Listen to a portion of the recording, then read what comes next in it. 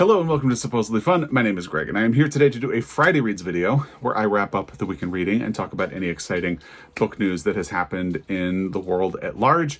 This is a big week for book news, but if you would rather skip over the section of the video where I talk about all of that fun book prize stuff, you will miss out a little bit, but you can skip to the Friday Reads portion through the timestamp that will be in the description box down below. I finished 2 books since the last time we spoke in a Friday Reads video, and I am more than halfway through 2 others. But we'll talk about that when we get to the actual Friday Reads portion of the video. First, a note.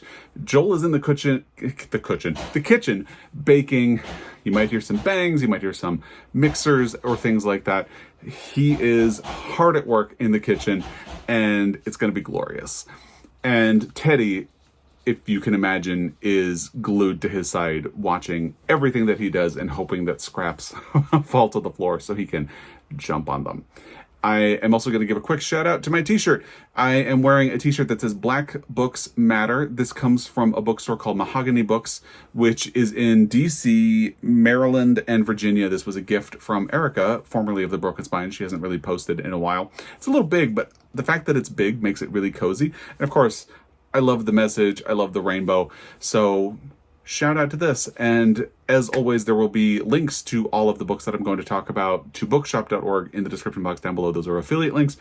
If I spark an interest in any of these books for you, you can use those links to help bookshops and help me, or support your local independent bookstore, support your library. Do you. The first big thing to talk about is the National Book Award, because we're gearing up for the announcement of their long lists next week. That I'm really excited about that. I enjoy following the National Book Award, especially the Fiction Prize, and they can be a little quirky and eccentric in their selections, but that kind of just keeps them interesting in a lot of ways. So I'm really looking forward to the long list announcements next week. They're staggering the announcements over a couple of days because they have a couple of different categories. There's nonfiction, young people's literature, translated literature, and fiction. I feel like I'm forgetting at least one category, but they're going to stagger them over a couple of days. I'm assuming that fiction is going to be the last day, so Friday, and I am aiming to film a reaction video to the long list on the day that it is announced. So stay tuned for that, and it's just really exciting. So in anticipation of that, because this is a big year for the National Book Awards, this will be the 75th annual ceremony. I'm really excited. I think it's just going to be a fun ceremony to watch. It usually is. They have not announced the host yet, but they did announce 2 Lifetime Achievement Award recipients for this year, and I'm really excited about them. They sound like really solid. Of course, one of them is really familiar to me and will be to you. The other one might be someone you're going to get to know through this, but I can't wait to hear their speech. So let's just dive in, because I'm really excited about these announcements, and you'll know why. So the first Lifetime Achievement Award recipient is getting the Medal for Distinguished Contribution to American Letters, sometimes referred to as DCAL, which I find a little confusing because if you don't know what DCAL stands for, like I didn't the first 4 times, ignore my calendar, then you won't know what it means. It's Distinguished Contribution to American Letters. Toni Morrison was a recipient of this prize in the past, and this year it is going to Barbara Kingsolver. If you follow along, you know I am a big Barbara Kingsolver fanboy. Of course, because I'm about to drop stuff. Ignore that. Of course, because I love Demon Copperhead, which co-won the Pulitzer Prize for Fiction last year. This is a great book. I know there are people out there who are not as big of a fan of this book as I am, or just not a fan of this book at all. I think it is a tremendous piece of literature, and I love it. And it is so empathetic in the Barbara Kingsolver way. She is such an empathetic writer, I think, and I love her. I can't wait to see what she says, because I have really enjoyed listening to her speak in interviews. She's such a good human and such a curious human, and I really appreciate all of those qualities. You may also know her from The Bean Trees, which I think was her debut novel. I have read this one, and I thought it was very charming. I want to reread it so I can read the sequel, which is Pigs in Heaven, and it's a really beautiful book. I have not read The Lacuna, which was her first book that won the Women's Prize. She also won for Demon Copperhead. At this time, she is the only person who has won 2 Women's Prizes for fiction. And The Lacuna is one that I really want to catch up to because I've heard a lot of really good things. And of course, other than those, you probably know her for the Poisonwood Bible. I have a copy of it faced out, a first edition hardcover. I just wanted to leave it on my shelf because I love seeing it faced out there. It's one of the prides and joys of my collection. So, the Poisonwood Bible. If you haven't read the Poisonwood Bible, do yourself a favor. It is a really beautiful book, and that was sort of my introduction to Barbara Kingsolver. I've also read Unsheltered, which is a flawed book, sometimes a deeply flawed book, but the intention and the purpose is so interesting, and I thought the characters were so well drawn that I didn't really mind the flaws very much. And of course, she has other books that I have not read, Prodigal Summer and essay collections, things like that. So I'm really excited to see her get this award and hear her speech. And I think it's an excellent choice, and especially for distinguished contribution to American letters. She is someone who writes with a lot of empathy and understanding about the environment and about Appalachia and understanding other people, the opioid crisis. And I think it's a great selection. The other Lifetime Achievement Award is the Literarian Award for Outstanding Service to the American Literary Community, and this goes to W. Paul Coates. Odds are you're not super familiar with him. I was not really familiar with him. Here is a quote from the announcement. As a librarian, publisher, and community activist, W. Paul Coates has been instrumental in preserving the legacy of remarkable writers and elevating works that have shaped our personal and collective understanding of the Black experience within the borders of the United States and around the globe. That's a quote from Ruth Dickey, who is the executive director of the National Book Foundation. She goes on to say, Coates has demonstrated for more than 40 years the importance of reading the past and nourishing the creative imagination of present and future writers of the Black diaspora. We are honored to celebrate his extraordinary career with the 2024 Literarian Award. And I will have links to both of those Lifetime Achievement announcements in the description box down below if you'd like more information about their award or just about the people in general. And I look forward to getting to know Paul Coates, W. Paul Coates, a little bit more as we get to listen to his speech at the award ceremony and in the lead up to it. Hopefully they usually do a lot of like press around the build up to the award ceremony, so I look forward to that as well. And if you don't know Barbara Kingsolver, get to know Barbara Kingsolver. You will enjoy it, I think. The other big book prize news, is that the Giller Prize long list was announced. And we're going to talk about that in a moment, but I do want to mention that we have a lot of book prize stuff coming up. As I said, next week we will be getting the long lists for the National Book Award, and the week after that we'll be getting the shortlist for the Booker Prize. And now we obviously have the Giller Prize. Let's talk about this. And a lot of the other stuff is going to be happening in October. The Giller Prize, if you're unfamiliar, is a Canadian literary prize. And I don't know how much interest there is. I've talked about it in the past, not very often on my channel, and it doesn't seem like it has sparked a whole lot of interest. However, the people who want me to talk about it are very enthusiastic about it. So I don't really know if it's something that I should pay more attention to or follow a little more closely, but it is a very interesting prize, and usually it always slips by me somehow. I think in the influx of events that happen around the same time as the Giller, it starts to get a little bit drowned out. But I'm very happy that I noticed the long list this year. There is a little bit of controversy this year because some writers removed themselves from consideration for the Giller Prize. That has to do with the fact that their sponsor, the Scotiabank, the quote is that they are complicit in Israel's ongoing occupation, displacement, and murder of Palestinians. I will link an article from LitHub about that down below. And I looked through the authors who signed that letter and who withdrew themselves from consideration, and it's difficult to say which of them may have potentially been contenders, although there are two people who are on the long list for the Booker Prize, and a third person from the Booker long list signed the letter and removed themselves from consideration, and that is Colin Barrett, who wrote Wild Houses, although I believe he's an Irish author, so I don't know that he would have been eligible in the first place, but he did sign the letter, so there's another Booker connection there. And like I said, it'll just be interesting to see, because protests around everything going on with Israel and Palestine have raged on. We're about a year from everything that happened. It's awful, and it'll be interesting to see if this is a controversy that continues with the Giller as we move closer to the actual announcement of it. I am not going to spend a whole lot of time talking about the long list, but I will give I've selected a one-sentence summary from the description of each book, and these all will be in the description box down below. So if you want more information about them, you may look there, because I think it's a really interesting list. The shortlist is going to be announced on Wednesday, October 9th, and then the winner will be announced on Monday, November 18th.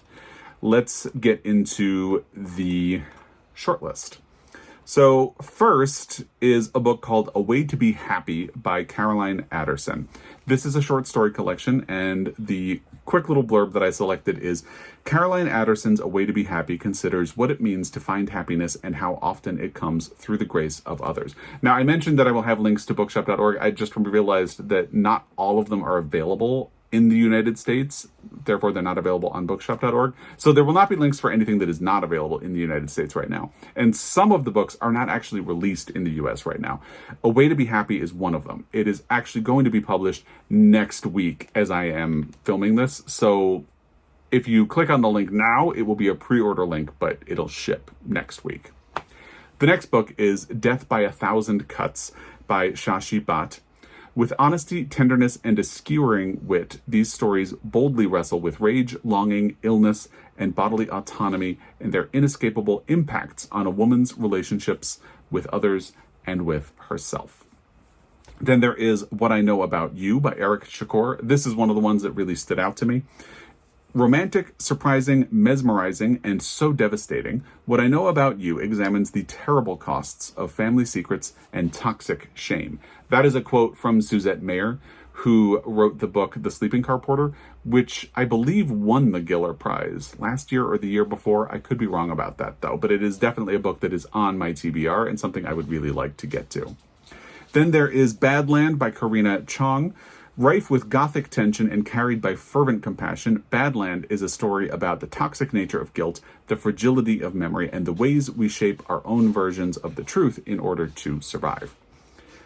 Curiosities by Fleming. This sparkling genre-bending novel opens with amateur historian Anne, who has a passion for research into the murkier corners of England in the 1600s. In an archive, Anne has stumbled across an obscure memoir, one that hints at an intricate tapestry of secret lives and loves. Prairie Edge by Connor Kerr, another one that really stood out to me. Connor Kerr imagines a web of Métis relationships strained by dislocation, poverty, violence, and cultural drift, but he also laces the ties that bind Ezzy and Gray, and forever bind the Métis to the land, to explore the radical possibility that a couple of inspired miscreants might actually have the power to make a difference. The next two are from the Booker long list, so I am not going to spend a lot of time talking about them. I will link my reaction video to the Booker long list down below if you want more about them and the rest of the books. It's This Strange Eventful History by Claire Messud and Held by Anne Michaels. Then we have The Cure for Drowning by Loghan Paylor. Evocative, magical, and luminously written, The Cure for Drowning is not only a brilliant boundary-pushing love story, but a Canadian historical novel that boldly centers queer and non-binary characters in unprecedented ways. As you can imagine, that's another one that really stood out to me, and I don't think it's available in the US. Let me quickly look to see if I had copied a link for it. It is not one of the ones that's currently available in the US, but I am looking forward to reading it. I'll probably be keeping an eye out for it, and it will be interesting to see if it ends up making it onto the shortlist. And then we have Peacocks of Instagram by Deepa Rajagopalan. With an intense awareness of privilege and the lack of it, the 14 stunning stories in Peacocks of Instagram explore what it means to be safe, to survive, and to call a place home. In Winter, I Get Up at Night by Jane Urquhart. In luminous prose and with exhilarating nuance and depth, Jane Urquhart charts an unforgettable life, while also exploring some of the grandest themes of the 20th century: colonial expansion, scientific progress, and the sinister forces that seek to divide societies along racial and cultural lines. And the final book on the long list for the Giller Prize is Real Ones by Katherena Vermette. An energetic, probing, and ultimately hopeful story, Real Ones pays homage to the long-fought, hard-won battles of Métis or Métis people to regain ownership of their identity and the right to say who is and isn't Métis. The books that I kept open on my computer just so I could point out the ones that really stood out to me are the last one, Real Ones by Katherena Vermette. It sounds fascinating to me. The Cure for Drowning by Loghan. Paylor, What I Know About You by Eric Shakur, which is a bestseller in Canada and has already won some Canadian book prizes. Prairie Edge by Connor Kerr, and Peacocks of Instagram by Deepa Rajagopalan. So those are the ones that stood out to me. I'd love to hear which ones you are excited about. If you are familiar with any of the books, let me know which ones you liked in the description box down below. And there's a lot to talk about in my Friday Reads portion of the video, so let's kind of move to that, but I definitely wanted to cover all of that. So, Friday Reads. I finished 2 books this week, and one of them I actually finished in time to include in the August reading wrap-up that Joel and I did and posted earlier in the week. The link to that video will be down below. The one that I finished in time was Montana 1948 by Larry Watson. Part of me wishes I had remembered that September is Shorty September, because this would have been a perfect book to include for that, but you know, I'm a mood reader and the mood struck, so I picked it up, and because it's so short and such an intriguing book, I just devoured it. It is 175 pages. So if you're looking for a shorty, for Shorty September, I got you. Montana 1948. And actually, I did a video a while ago for great short novels and novellas, and it included a lot of things that were on my TBR, so I'll link that video down below as well. Montana 1948 is a novella about a family, a sort of pivotal summer in 1948 that the protagonist is looking back at from many years in the future. This is a summer that really changed him and sort of forced him into adulthood. He was about 12 at the time, or to move into adulthood, and really changed the dynamics of his family. It is a kind of bleak and brutal story. It's uncompromising, and I really appreciate that.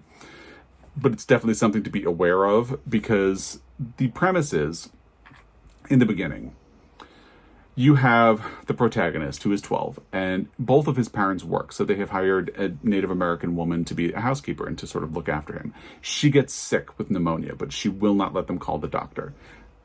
The doctor is the uncle of our protagonist. His father is the sheriff. And when she continues to be ill, they do call the doctor, but she freaks out when he comes to the house and refuses to allow him to see her without the mother present.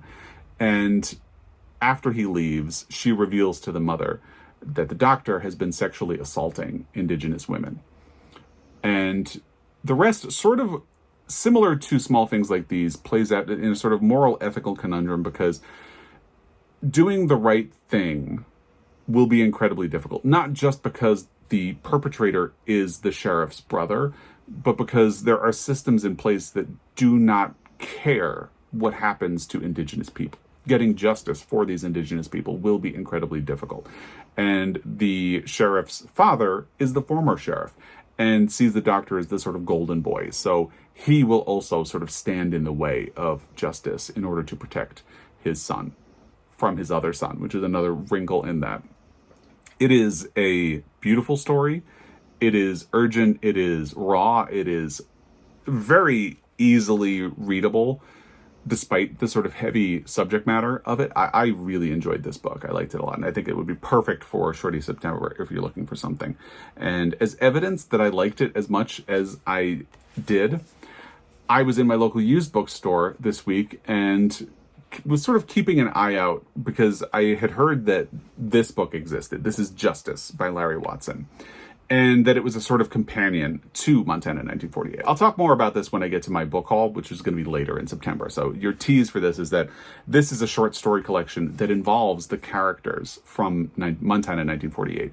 Particularly, it involves both the brothers, the sheriff and the doctor, when they were children and as they come of age, and sort of just plays out a lot of the family dynamics. And because I really liked this so much, I can't wait to get to this. This is a little bit longer, so I think it's over 200. My definition of a shorty or a short book or a novella is under 200 pages, and I believe this is over. It's 226. But if you want to bend the rules a little bit, it would kind of qualify. Although it is a story collection, so, you know, I think you could probably debate whether or not a story collection qualifies, but there it is. Montana 1948 would be a fantastic book for you to consider, and then just know that justice is out there. I was really glad that I found the edition of it that matches Montana 1948, because they make a really nice pair. Milkweed Editions has done editions of this because Montana 1948 won a Milkweed Prize for fiction, and there are editions of both of those books out there that they just kind of look different. So I'm glad I got one that matches, and it will match on my shelf. That's really nice. I loved Montana 1948. I thought it was really fantastic, and I can't wait to read Justice because of that. And yeah. The other book I finished was Mooncakes. This is a graphic novel. It's a young adult graphic novel by Wendy Zhu, Suzanne Walker, and Vermette Gill. And it doesn't sound like something I might particularly be interested in because it's very witchy. It's a little paranormal, and that is not usually something that I gravitate to. But, I do think it's important to push yourself out of your comfort zone every once in a while. And it had been a while since I engaged with anything paranormal. And I had seen this book described as a big queer hug. So that naturally made me instantly curious about it. So I got this from my library. And it's okay. It was funny. I have fallen way behind on comments over the past week because work was unexpectedly busy this week, and it's a whole thing. And basically, I saw a comment and then didn't manage to respond to it right away, and such a flood of comments that came in after that I didn't manage to respond to it. But somebody was saying, "Oh wow, I'm surprised you're reading a graphic novel." I actually read graphic novels a fair amount. Not as much as I read novels or story collections or anything like that, but I do read a lot of graphic novels.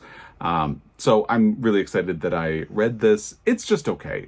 I thought it was cute, but it kind of drops you into the scenario without a lot of world building, and I kind of wanted a little bit of world building just to understand how the system of magic works and the dynamics between the characters and the world that they inhabit, and you don't really get that. It kind of just drops you into the premise and goes from there. And the premise is you have, I'm forgetting their names already, but you have this girl who lives with her grandparents, her grandmothers specifically, because her grandmothers are a lesbian couple. And she helps them out in their witchcraft bookstore and is a magician. She knows a lot of spells. She also wears hearing aids. She had been friends with this person whose name I think was Tam. And I'm trying to look on the book to see if it says. It does not on the cover. So I'm just going to leave it alone. I think the name is Tam. Tam is non-binary and uses they, them pronouns. And one day, our protagonist gets word that weird things have been happening in the woods. She goes to investigate and runs into Tam. Tam is a werewolf. And together, they sort of work through the mystery of what is going on in the woods and get to know each other again. Perhaps romance blossoms a little bit. It is a cute book. Editing Greg is going to jump in, and he's sitting on the opposite side of the screen to let you know that this is Editing Greg. I thought about just editing this in and trying to pretend, because I'm wearing the same shirt, I'm sitting in the same spot. But no, this is Editing Greg. That's the truth. I talked about something to do with mooncakes that I hadn't actually looked into, and I feel like it would be better to just have the conversation with the knowledge that I have now, which I didn't have when I filmed. So one thing that had really stood out to me as kind of interesting is that the diversity in this book is obviously really great. And by the way, the protagonist is named Nova. I went back and saw that now. So the thing is, Nova, as I mentioned, is hard of hearing and wears hearing aids. And something about that had seemed a little bit off to me, and I meant to look into whether or not any of the authors are part of the hard of hearing community or the deaf community. And Wendy Zhu actually is. I will link an article down below that Wendy had written talking about the representation of a hard of hearing person in a book. The thing that seemed interesting to me is that obviously I am not part of that community, so maybe I don't understand, but the hearing aids are difficult and uncomfortable for Nova. Nova really doesn't like the hearing aids, and they cause problems. Like, it doesn't really solve a lot of communication problems. Phones are a problem.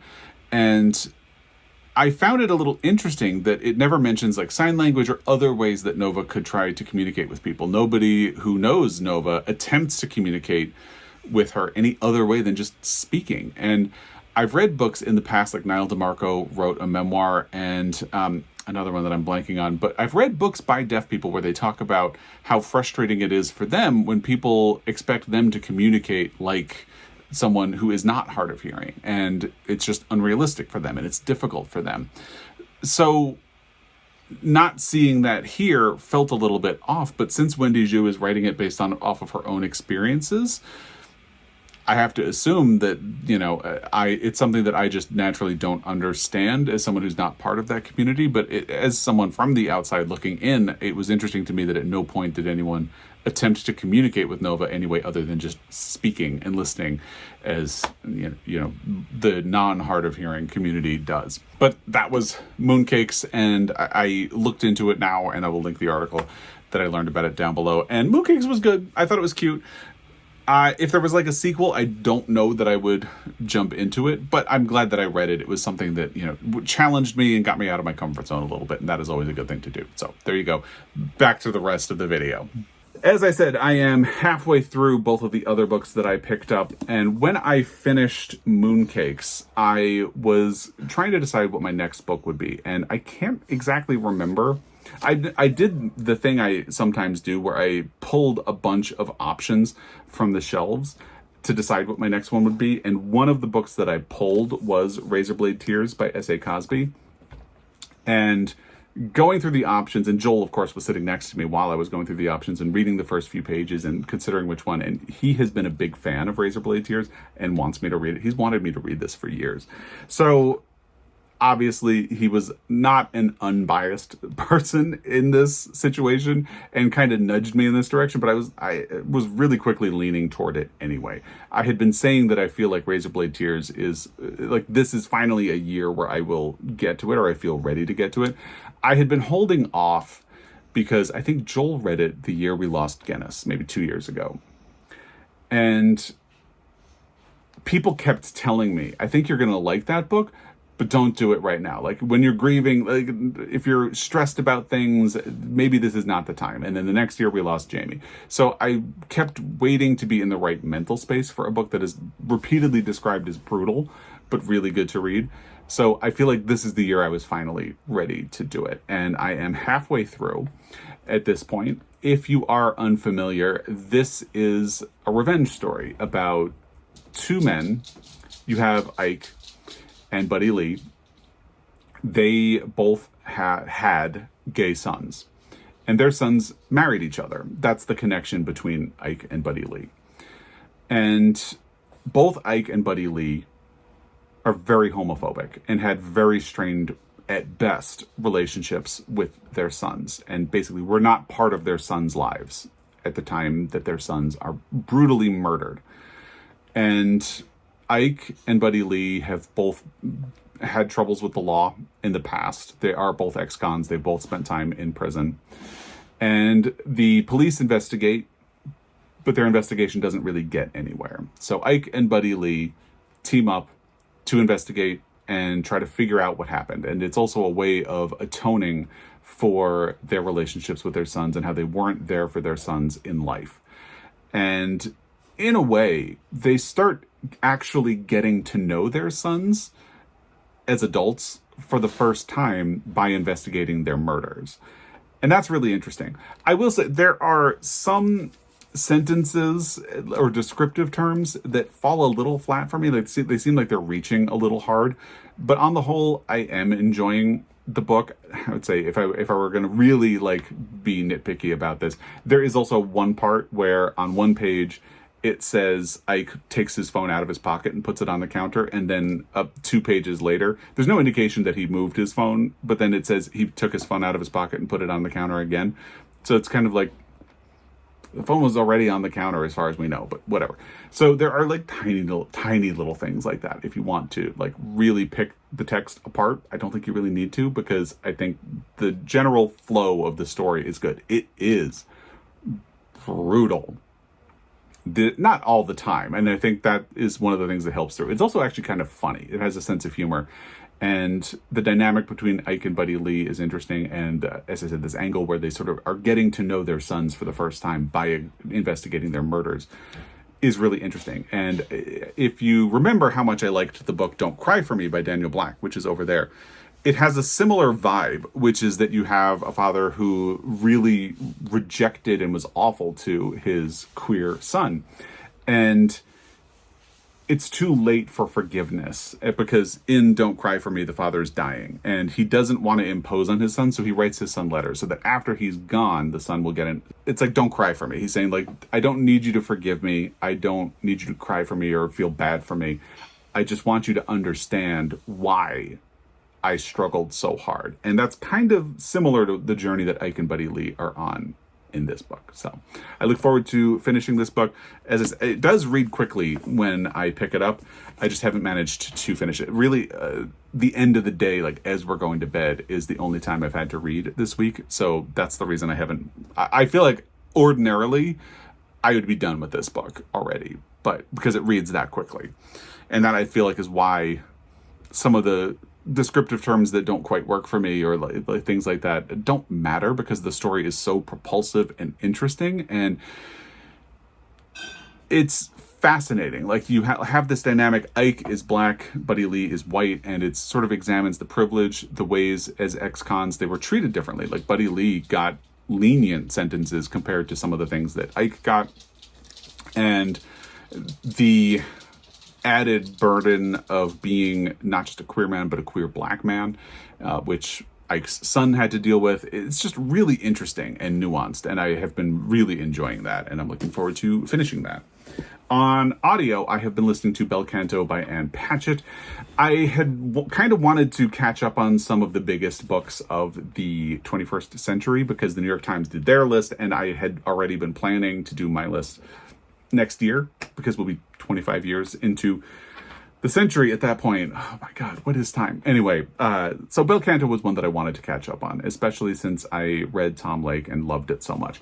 I had read Run when it was released, and I did not like that book at all. That made me stay away from Ann Patchett for a very long time. And Tom Lake is sort of the book that brought me back into the fold. And because I loved it, I want to explore her work a little further. I had thought that I would do The Dutch House or Commonwealth next, but this idea that I kind of wanted to catch up on some of the best books of the 21st century so far made me lean toward Bel Canto. And so I put a hold on it on Libby, and it became available. So I dove into Bel Canto. If you're unfamiliar, this is inspired by a real life incident that happened in South America where there was a hostage crisis that went on for a very long time. I can't remember, but I want to say it was like 100 days or 116 days, something like that.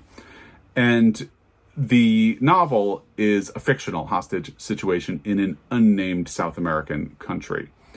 And you have a Japanese businessman, his translator, you have some Russian people, a French former ambassador, and Roxanne Koss, who was an opera singer. And she had been invited to perform at this birthday party for the Japanese businessman. And as such, when the hostage crisis happens, basically the people who take everyone hostage had thought that the president was going to be at this party. He was supposed to be. And then at the last minute, he does not attend. The vice president is there, and it's actually taking place in his home. So these people come in, it ends up in this standoff where at this point, a week or 2 weeks have started gone by, because they jump ahead about a week. And I'm not sure how many days have passed since then. So it feels like I'm probably about 2 weeks into the hostage crisis as I'm halfway through. And I will say the beginning was very slow for me. I had been kind of thinking that this seemed a little more Run than Tom Lake, because the voice is really interesting. The voice is sort of removed from all of the characters. It's someone who's observing almost like a Sims view of these people, looking from above and watching and reporting on what they do. And in the beginning, it feels very dispassionate, and you feel very disconnected from the characters. And a lot of that is because in the first 25% of the audio, Ann Patchett is sort of putting all of the pieces on the chessboard and getting everything set up, and the hostage crisis is it happens, and then everything starts to settle in, and they remove some of the people, like most of the women, other than Roxanne Koss. are allowed to leave. Some of the sick people are allowed to leave. And after that happens, the book quickly jumps a week. And that's when I started getting invested, because once all of that table setting has happened, you actually do get to spend time with some of the people who are involved in this hostage crisis and get to know them and their situations. And what's really interesting is that it also really plays with language, because a lot of the people here don't speak the same language. So this translator is really important. He's relied on by the people who have taken everyone hostage, by the other hostages, so they can communicate with each other. And I haven't finished, so I don't know what the ultimate message of that will be, but the way it plays with language and connection is pretty fascinating. And music is a really interesting thing to insert into that situation, because music is almost a universal thing. People who have not traditionally listened to opera feel very connected to all of the other people in the room when Roxanne Koss sings. And it's starting to become very beautiful, which is a shift. In the first 25%, I really wasn't thinking that I was engaging with this book or connecting with it. And at 50%, I'm starting to think that I'm feeling connected, but so much is going to depend on what happens in the last part of this book. I have seen reviews of the film adaptation, which are not good, that the film stumbles into some problematic things because of representation. And I haven't seen any of that in the book. I think when you adapt something like this into a film, you have to start getting a little more explicit. It's much more difficult to be vague about where this is taking place. And apparently part of that is that they cast actors from different areas. And, it's a lot harder to just allow the location to be vague and mysterious. And you almost have to fall into some of those traps. And I haven't seen any of that in the book, but it's a part of me is really curious to watch the movie, even though it really doesn't have very good reviews. Julianne Moore and Ken Watanabe are in it. Julianne Moore plays the opera singer, and I'm kind of curious. I might watch it when I'm done with the book, but I kind of want to see how everything goes with that. In terms of what I might do next, I really don't know, actually. I would love to read a shorty for Shorty September, but I am going to wait and see what I am in the mood for when I'm done with Razorblade Tears. I also technically have this library book, Enlightenment by Sarah Perry. And I think what I'm going to do with this one is the audiobook is now available on Scribd, or whatever Scribd is called these days. I never remember. So I'm thinking I'm going to hold off on Enlightenment and just return the book to the library. And if it makes the shortlist, I'll probably prioritize it. If it doesn't, maybe I'll think about doing it at some point in the future, because I also have the audio of Tomorrow and Tomorrow and Tomorrow, and I have to finish Belcanto before I can do that. And I'm really about to hit a time crunch with both of those loans on Libby, so I got to get both of those done. So Tomorrow and Tomorrow and Tomorrow by Gabrielle Zevin is probably the audio I will do next, because I got to try to fit it in. A lot is going to depend on the timing. If I don't have enough time to read it, I might just get back on the hold list for it and see when that happens. And then in terms of book, I don't know. I do have another library hold I have to pick up.